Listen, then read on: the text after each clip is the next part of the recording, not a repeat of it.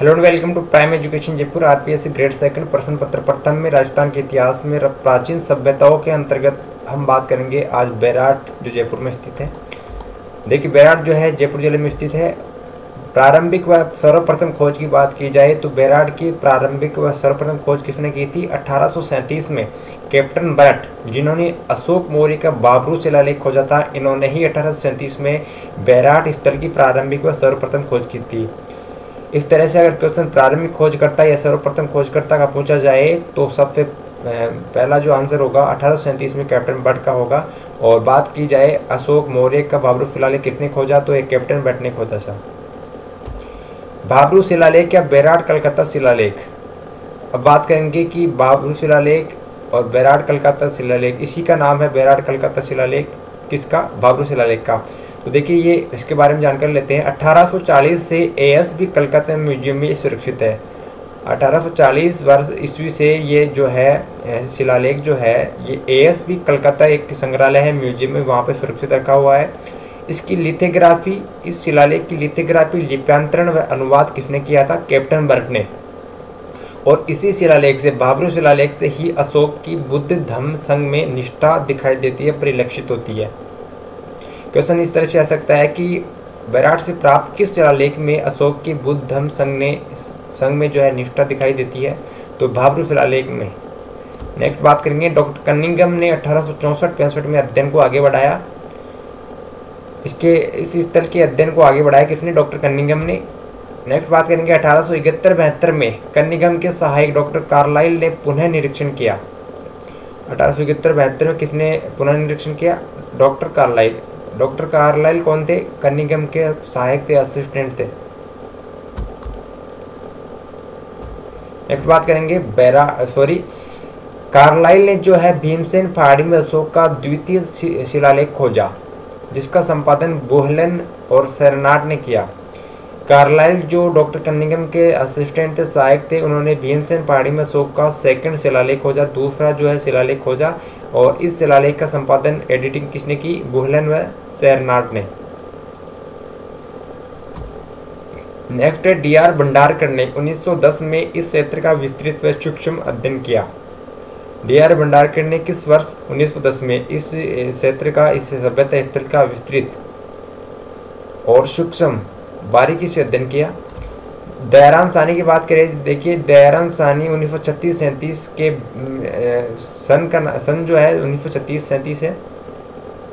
दयाराम साहनी ने 1936-37 में बीचक पहाड़ी, भीम डूंगरी, मोती डूंगरी, महादेव डूंगरी आदि का उत्खनन किया। और इन्हीं का उत्खनन, इन सब चीज़ों का उत्खनन ही बाद में किसने किया? 1962-63 में एनआर बनर्जी मतलब नील रतन बनर्जी व कैलाशनाथ दीक्षित ने भी किया। दयाराम साहनी ने सबसे पहले इन चीज़ों का उत्खनन किया था, खुदाई की थी। बीजक पहाड़ी, भीम डूंगरी, मोती डूंगरी, महादेव डूंगरी 1936-37 में दयाराम साहनी ने इनकी खुदाई की। वापस से इनकी खुदाई जो है 1962-63 में नील रतन बनर्जी और कैलाशनाथ दीक्षित ने भी की। नेक्स्ट बात करेंगे भीमताल। क्या है भीमताल? देखिए भीम डूंगरी में स्थित पानी की गड्ढे को क्या कहा जाता है? भीमताल। नेक्स्ट बात करेंगे हाथी, भालू, चीता, हिरण, शुतुरमुर्ग व जंगली सांड के शैलचित्र कहाँ से प्राप्त हुए हैं? बेराट से। बेराट जयपुर से इन सब चीज़ों के शैलचित्र प्राप्त हुए हैं। शैलचित्र कहते हैं जो पत्थरों को काटकर चित्र बनाए जाते हैं। बनेडी, ब्रह्मकुंड व जीणगौर पहाड़ियों में वृषभ मतलब बैल, हिरण व वनस्पति का चित्रण भी प्राप्त हुआ है। बनेडी ये कुछ जो है केंद्र है, स्थल है। बनेडी, ब्रह्मकुंड, जीणगौर पहाड़ियों में वृषभ, हिरण व वनस्पति का चित्रण प्राप्त हुआ है। मौर्य, उत्तर मौर्य कालीन अवशेष प्राप्त हुए हैं।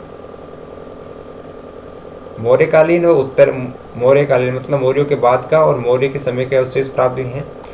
कुल 36 मुद्राएं प्राप्त हुई हैं, जिनमें 8 पंचमार्क चांदी की हैं, 28 इंडो ग्रीक व यूनानी शासकों की हैं। 28 और 8 36 मुद्राएं हैं टोटल, जिसमें 36 मुद्राओं में 8 पंचमार्क चांदी की और 28 इंडो ग्रीक व यूनानी शासकों की हैं।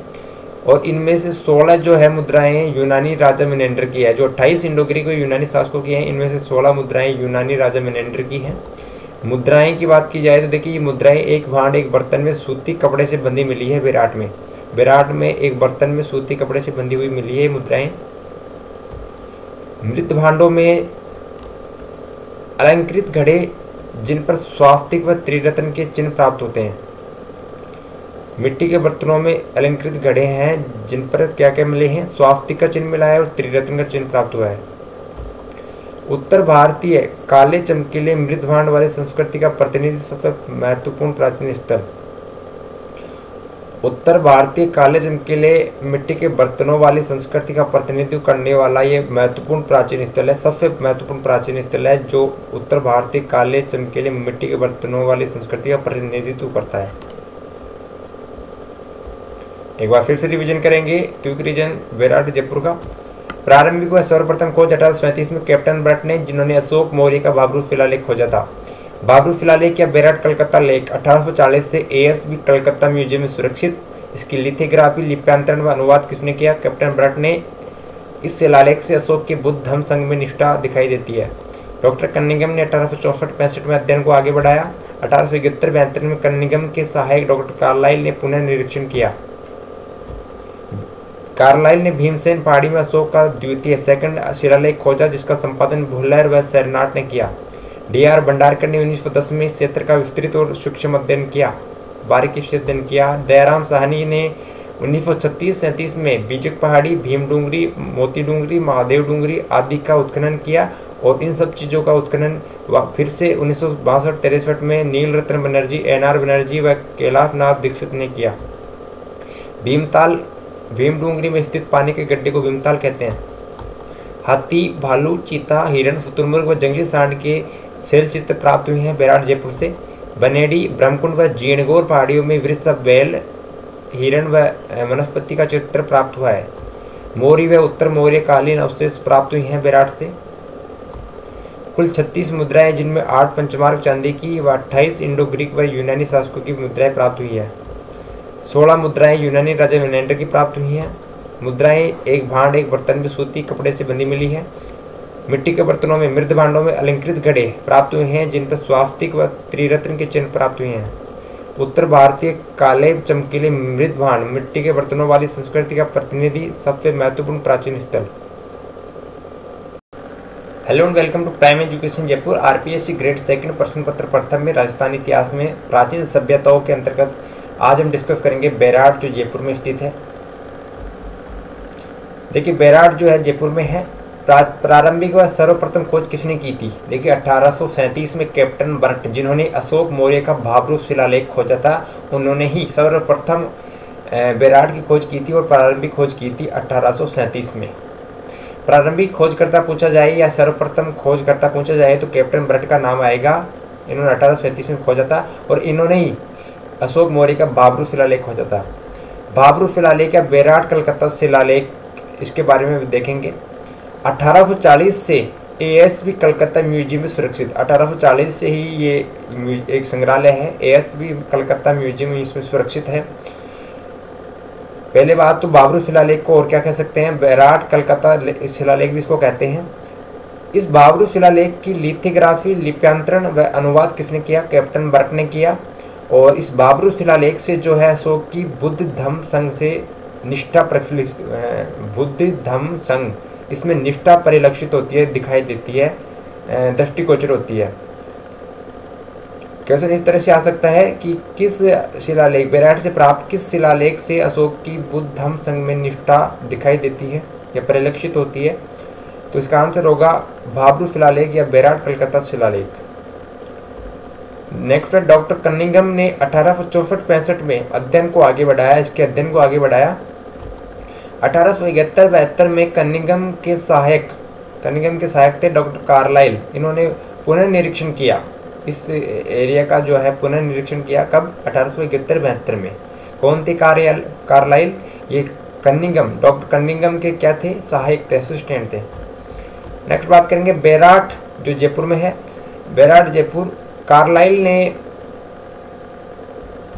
देखिए कार्लाइल ने भीमसेन पहाड़ी में अशोक का दूसरा शिलालेख खोजा, जिसका संपादन भुल्लर व सेरनाट ने किया था।